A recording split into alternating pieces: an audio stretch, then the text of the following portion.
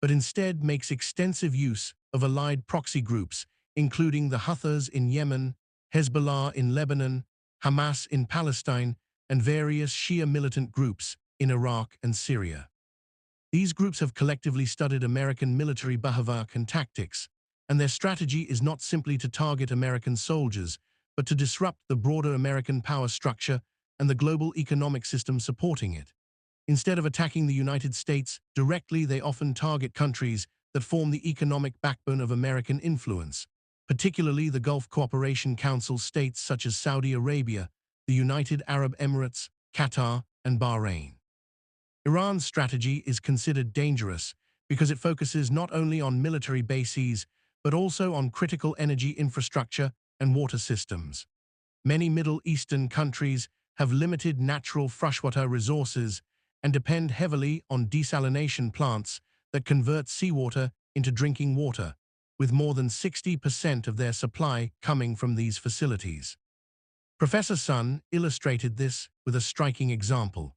A small Iranian drone costing only a few $100s could strike a major desalination plant serving a city like Riyadh, and if that plant were destroyed, a city with roughly 10 million residents could face severe water shortages within 2 weeks.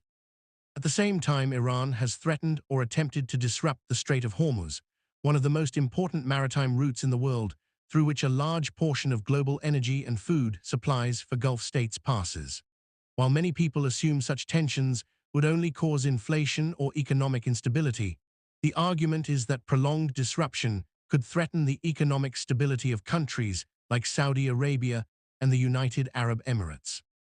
These countries are also closely connected to the American economic system through the petrodollar structure, because they sell oil globally in US dollars, which maintains high demand for the currency, and they often reinvest those dollars back into the United States through stock markets, technology sectors, and real estate.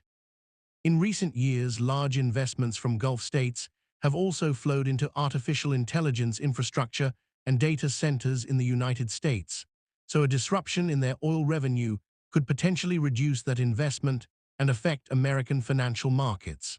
Professor Sun describes this dependency as resembling a fragile financial structure that could face serious pressure during a prolonged conflict.